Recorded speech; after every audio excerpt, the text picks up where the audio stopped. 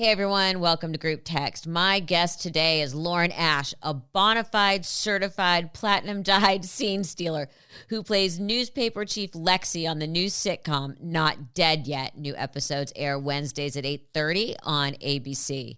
Lauren is an alum of the prestigious Second City Improv Theater Group in both Chicago and Toronto, and has appeared in films like Lars and the Real Girl, Disaster Artist, and Super Fun Night. Lauren's breakout role, however, was as Dina Fox, the no-nonsense, misjudged assistant manager on the NBC comedy Superstore. Along with her cousin, Christy Oxborough, Lauren hosts the award-winning podcast True Crime and Cocktails, which are two of my most favorite things. Please welcome to Group Text, Lauren Ash. Jesus, that was a long fucking intro. It was a long intro, but you know what? I appreciate it. I appreciate it so much. Did I hit all the big ones? Of course. And then some, Yeah, it was amazing. Well, we're going to get to Not Dead Yet in a minute. But first, Second City. So many people came out of Second City, specifically Chicago, like my mother. I mean, the list goes on and on. What led you to being part of the troupe? Because you grew up in Toronto, correct? I grew up in a small town outside of Toronto, and then that's where I moved. Like I turned 18 and I went to the big city, went to Toronto. And I actually, I had a full scholarship to go to theater school, this really great theater school, and I hated it. I absolutely hated the program. I felt like I was losing my joie de vivre. I felt like it was like, you know, there was this real focus on heavy drama and that was the only relevant acting.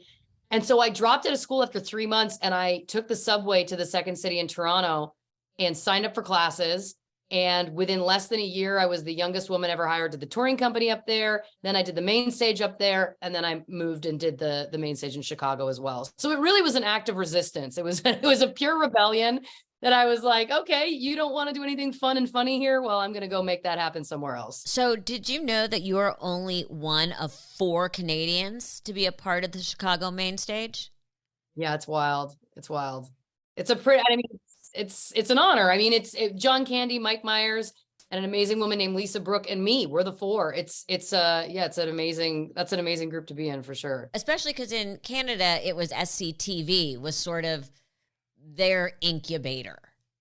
Totally. Huge.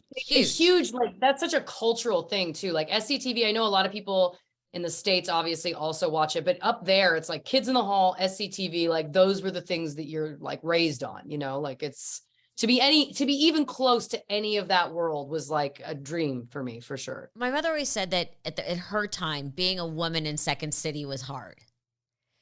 Do you strangely think that it is still harder for women there?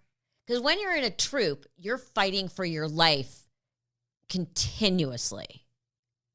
Certainly when I was there, it certainly was difficult to be a woman. I mean, I was still in casts where it was 4 men and 2 women. It wasn't even 3 and 3. Like, and I remember having a director say to me, who's a great person, but like, well, there's just not enough roles for women. And I was like, but we write the show. We create the roles. So to suggest that there is a finite amount of roles that a woman can play. And I'm talking, this is like 2008. Right. Like this is not, this isn't 60 years ago, you know? So, I have to assume that it's again, slowly getting better, but certainly when I was there, it was still, I mean, I'm sure again, your mom comes from an era and that era then too was so rife with that it was like the women in the Second City troops could only play the wives or the mothers or the whores. That was always like what you heard, what the lore was, is that it was like, those are the only 3 things a woman could play on that stage, which is obviously preposterous. So yeah, my hope is that it's getting better, but certainly when I was there, there was still a lot of work to be done. How exciting, again, because people don't realize, specifically Toronto, that there's a real, very serious comedy community. So here you are, you've dropped out of school, and then you're on the stage in Toronto. Did you feel a little vindicated? Did your parents get at that point what a good decision you actually made, which I'm sure they thought originally was a very bad decision? You know, it was super vindicating for me because for me, I often talk about like, I got a college education. It just wasn't typical. Right. I was taking classes and then I was thrown into the touring company where we're performing in small towns, in church basements for, drunk guys.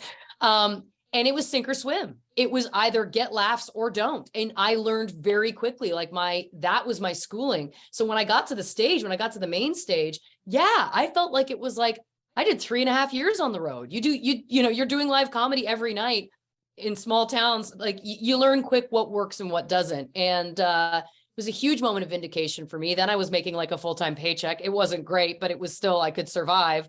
And I've been lucky enough. My mom was a performer, always wanted to be a performer, but she was kind of, discouraged from going down that route because it wasn't very practical. So she's been uber supportive every step of the way. And I remember when I called her saying, I think I'm going to drop out of school, I thought she was going to say, oh, that's a bet. And she was like, yeah, you seem really depressed. Get out of there. And I was like, oh, I should have called you a month ago. Like, I was so scared of this phone call. But I will give her the credit that, yeah, she was like, I think that you're destined for greatness. I think that you will get there. I think that you just have to find your path. And luckily I did. You just said you spent 3.5 years on the road, which I didn't know. And I grew up on the road. Yeah. That's hard. It's hard. That's hard. How at such a young age did you find the strength to grind it out on the road for that long? I mean, a year, okay. A year and a half, doable. 3 years? Yeah. And you can't have a relationship when you're on the road. Not really. I mean, it was definitely not, it wasn't 7 nights a week. So the summers were packed. The summers we were gone. In the rest of the year, we'd be gone, I don't know, on average a week and a half, a month. So it was a bit of a more livable schedule. But what I really credited to, honestly, is because we're sketch and improv as opposed to stand-up. And I know that stand-ups, obviously, they travel in packs too. But when you're performing on stage with the same group of people every night, you get intrinsically bonded in a familial way. My best friend in the world to this day, we auditioned on the same day. So we toured that whole time together. And I think for me, it was really having that family again. And there was people in that family that we also like didn't get along with that well, as it happens in families. But having that dynamic is what I think allowed me anyway to do it for that length of time, to like keep going and go back out and sacrifice my, romantic relationships and all of the above, all of the life events. That's the thing I think a lot of people forget especially when comics are starting out on the road. Like, you don't go to weddings, you don't go to funerals, you don't go to birthday parties. You don't, like, it is your life. You give all of yourself to this dream, this job that you hope will get you there. And happily, gladly. But I think people also underestimate the toll that can take after a huge amount of time, because you start to just go, who am I? What is my existence? It's just this thing. So had I not had that, especially my best friend, if we had not been doing it together, I don't know I would have lasted that long. And especially harder for women than men. Totally. Because there's also all the expectations, right? Of all the expectations, you have to be as good as or better than the men to even, I think, be at the same starting line. Yes. And, the men hang out, the men go to bars, the men can do this, the men can go do that. It's much lonelier on the road, I think, for a woman. Yeah, because if you do go out to the bars, as was in our experience, we would end up getting, so much attention, unwanted attention.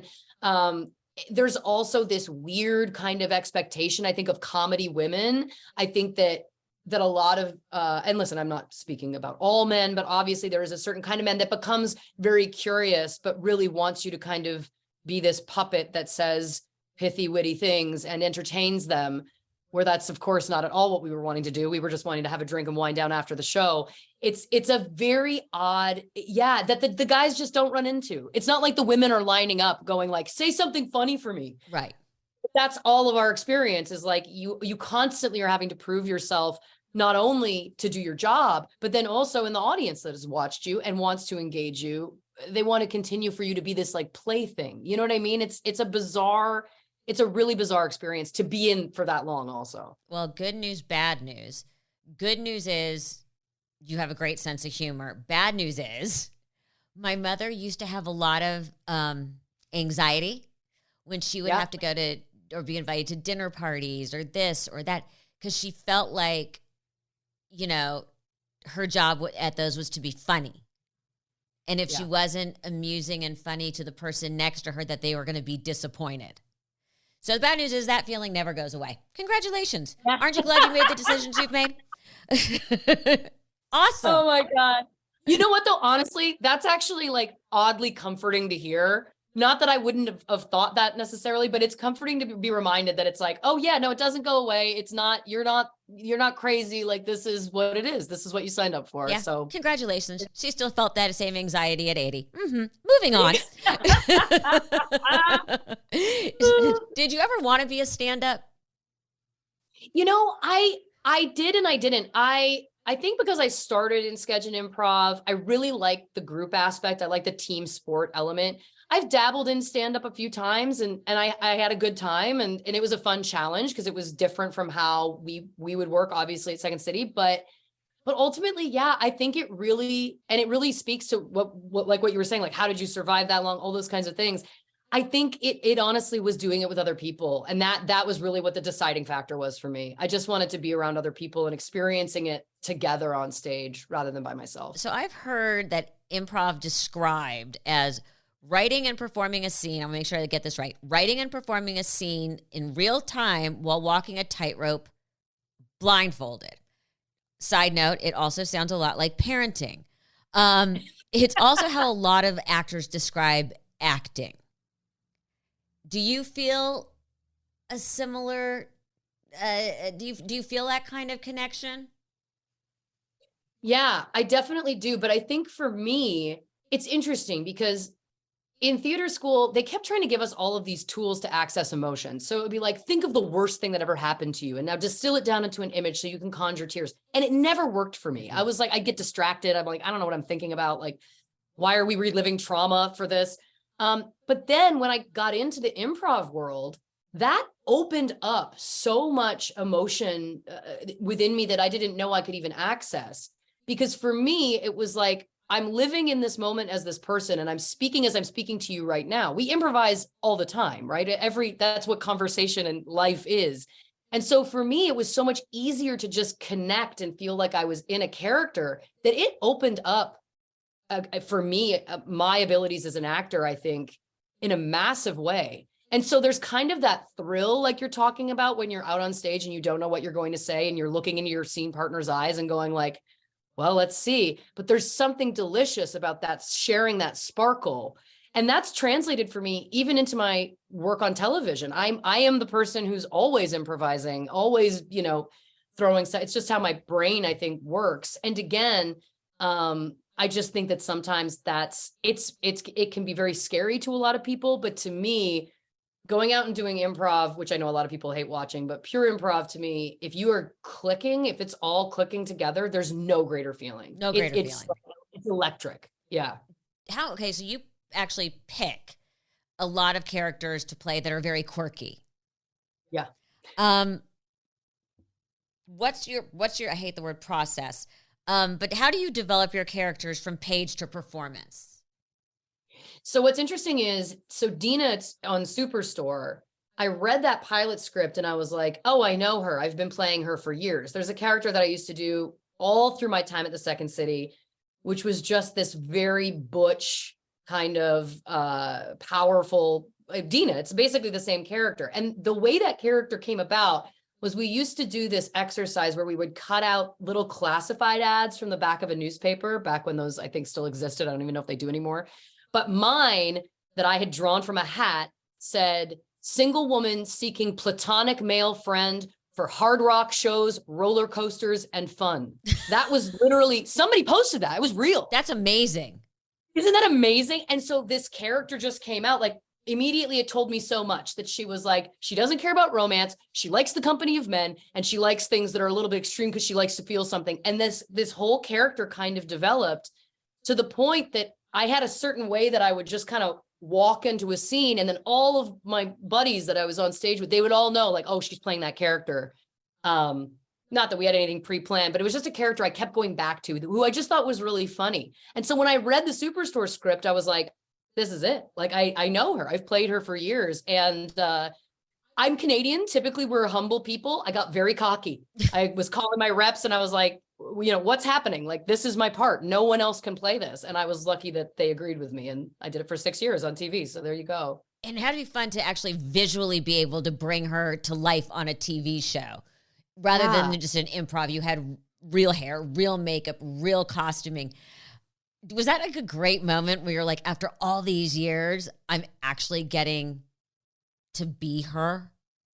Absolutely. It was another one of those, like, when I got the main stage in Toronto and it felt like, oh, great. Like, this was the right choice. It was another one of those kind of benchmarks in your life, when you're like a lamppost where you go like, oh no, all of that work that you did, now you're literally applying on a network comedy. Like, even just getting a job on one of those shows is incredible, right? The fact that I felt like I was creatively collaborating and bringing something that I had created to the table, it's the dream. Like, they're truly, for me, is nothing better. People always say, like, what's your ultimate dream? What do you ultimately want to do? And I'm like, I want to create content with people I like working with. That's it. And whatever that becomes, great. And I was lucky enough on that show and on my show now that I've been in casts that were really lovely and wonderful and loved each other. And so it's true. It's living the dream, like, without, not to sound, maudlin, but it really is. It's such a gift. So let's talk about Not Dead Yet. Yeah. So cute. Such a great concept. Right? I read that pilot script and I was laughing out loud in the beginning. I was tears in my eyes by the end. And I was like, that's what I want to do now. Like, I love stuff that feels like it's rooted in heart. I think that it's like so special if you can create something where people get invested and they love the characters and they get, again, in a half-hour comedy, hard to do, hard to ride both of those tones. I think the show actually does it really well. And for me, it was really fun to get to play a character that was, again, quirky and very obviously a character, but so different from Dina, and getting to wear the designer clothes. I was going to say, she's a rich Nepo baby. 100%. Yeah, she's totally a Nepo baby. And that was one for me too, where I loved that by the end of the pilot script, we knew that there was more to her, that there was other layers, that she's not two-dimensional. She's not just a caricature. There's a reason she is the way she is. And that was ultimately what jumped out to me about making me really interested in joining them, was that I was like, I love that this is a fully rationalized character, fully realized character. And that was so amazing to get to explore. And there's more coming in the season that hasn't aired yet, where you really get to see, again, a real look into things that make you actually feel for her, for a character that is inherently quite unlikable. Yes. Which I love. I love that. And I love that there's a female character that doesn't have to be fully likable. I think that's interesting and real. And so that's another, that was like such a fun, I was so excited that they thought of me. I was like, you're coming to me with this, like, I was just so excited that it was like something that was so different, because I think it's so easy that it's like to get offered more Dina roles, that it's like, that's just, and this was so far from it. It was really exciting for me. I mean, first of all, how much fun is it wearing all the designer clothes? Let's be shallow for a minute. I spent 6 years in khaki pants and a polo shirt. Okay. Exactly.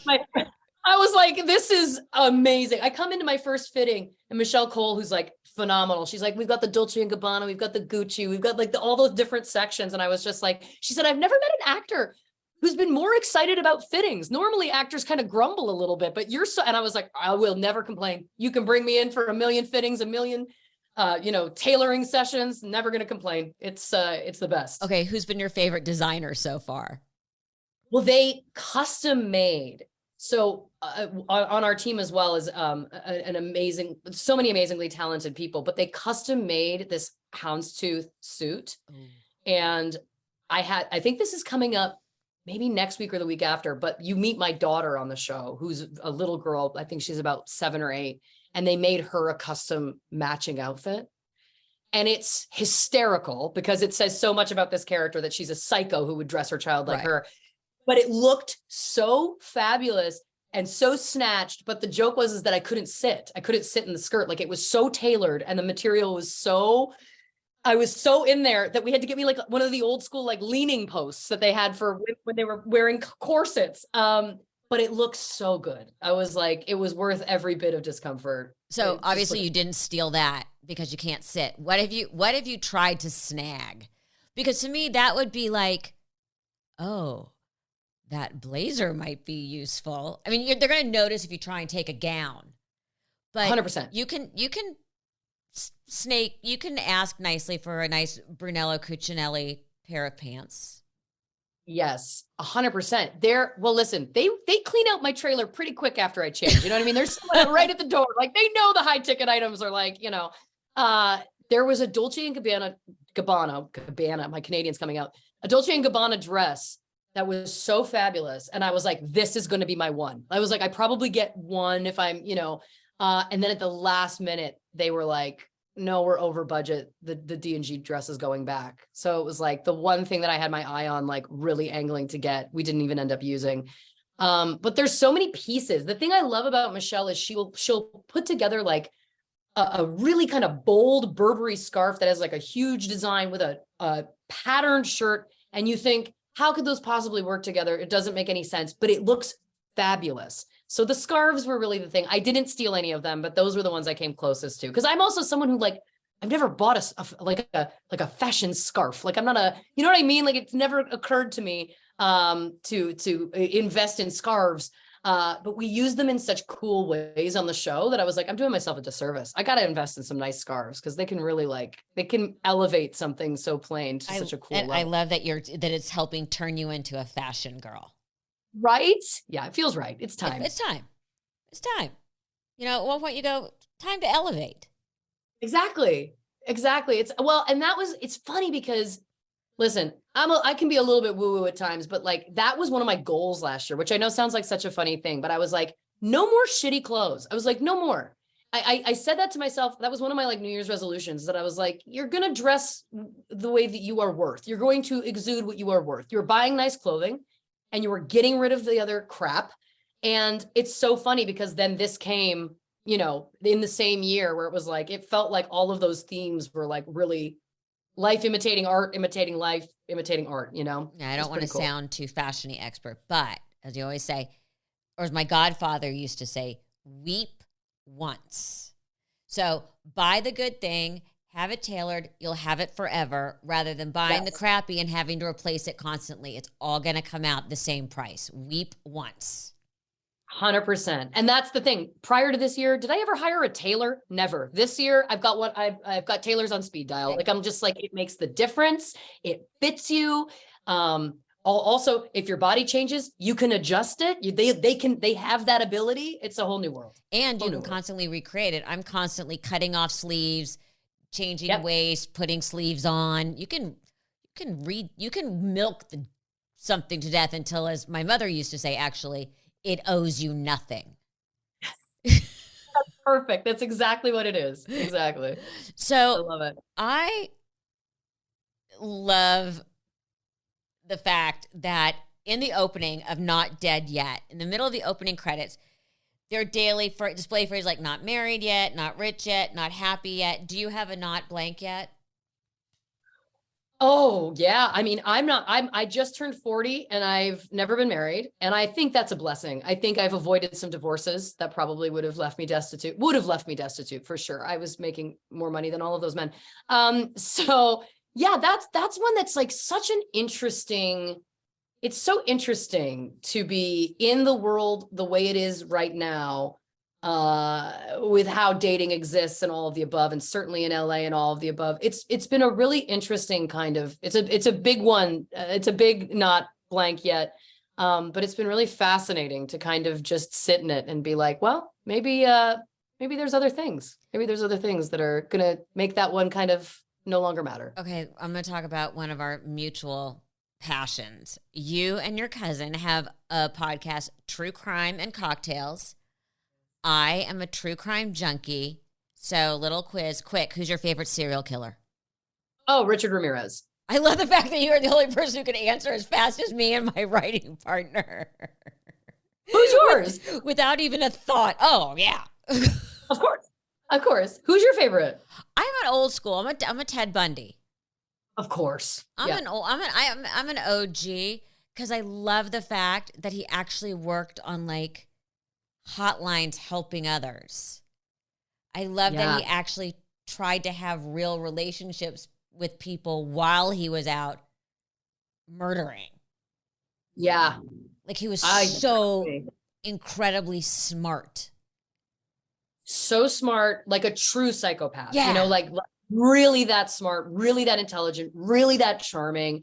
Yeah, I'm fascinated by the psychology of it all. And I think that that's why Ramirez speaks to me, is because he is unlike any other of the serial killers in that he had no MO, he had no pattern. It feels like he was honestly like a demon. It feels like there was just something else going on there that for a lot of the other ones, you can kind of see, you know, the textbook psychology of it all. But with him, it was like, oh, he just broke the mold. I mean, it's terrifying to me. It was almost an opportunist. It was just whenever the opportunity presented itself. Exactly. Whenever the idea struck him, he just acted, which is, again, chilling. Yeah. I don't want to say weirdos, but aficionados like us seem to crawl out of the woodwork like unashamedly now. We wear it like almost I feel like we need like an association and like t-shirts and membership cards. Why do you think people have become so openly obsessed with true crime? You know, I've read a lot about this actually, because I think I think again, the psychology of that is fascinating to me too, that it's like, why now? Why all of these things? And I read an article that was talking about, because a lot of women specifically love true crime. Oh, Anne Rule is our patron saint. 100%. And the article I was reading that I think there's actually some truth to was talking about how it validates a woman's experience. When men grow up, they don't experience what we do from the time we're children, where it's like everything is scary, walking on the other side, hyper awareness. You know, we're taught as little girls all through our lives, and not even taught, but we just experience fear. We experience what that is all the time. Whereas men, they don't, maybe a couple times in a lifetime. But for us, it's such a part of your experience as a woman that true crime as a genre kind of validates that experience, that it's like, there is reason for us to have been scared.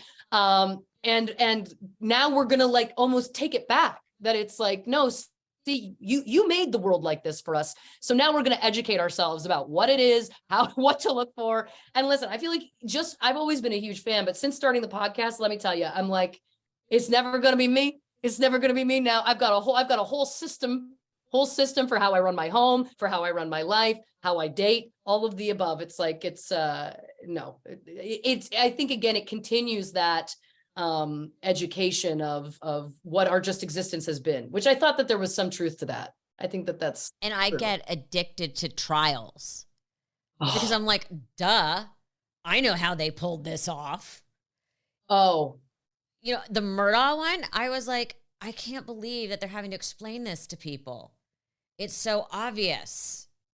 So obvious. And what it is for me too, because I'm with you, I love the court stuff, I love the trial stuff.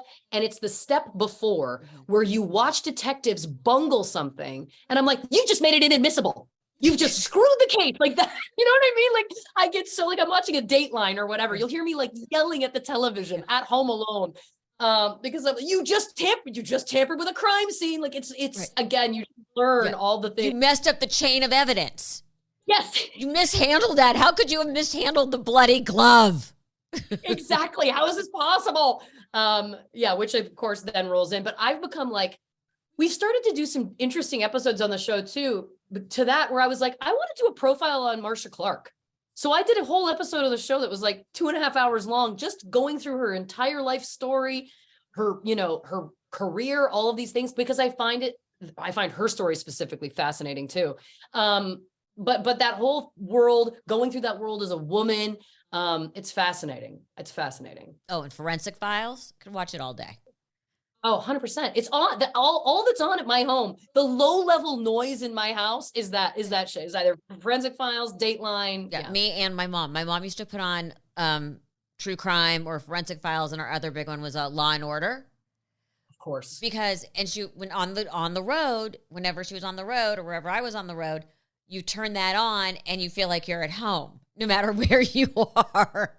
It's so true because it's always on some channel on cable somewhere, no matter what city you're in, what state. It's so true. So true. So there's so much true crime on TV. When my mom would be at a party and we were being ignored or we didn't want to talk to anybody, we discussed if we could commit the perfect crime. And we would try and, we would be looking very seriously at each other and talking. And it always made us feel like we were in an intense conversation so people would not bother us. Right. I love that so much. Do you think you could pull off the perfect crime? Yeah. Me too. I honestly do. And it's like you can't do it alone. No. I don't think you can do it alone. And that's the one place where it's like it's got to be someone that you trust till the ends of time, that you can look into the eyes of someone else and lie for. Yeah. And if you have that person, absolutely. So absolutely. I've come up with we like playing games, so I've come up with a little game for you.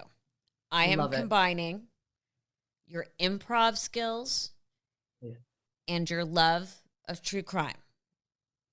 I am going to give you 3 words. Okay. You have to use them to defend your client. It can be anything. It can be a murder, a civil suit, a misdemeanor, a felony. Don't care. And you're defending your client. So the sky's the limit. Okay. Here are your words.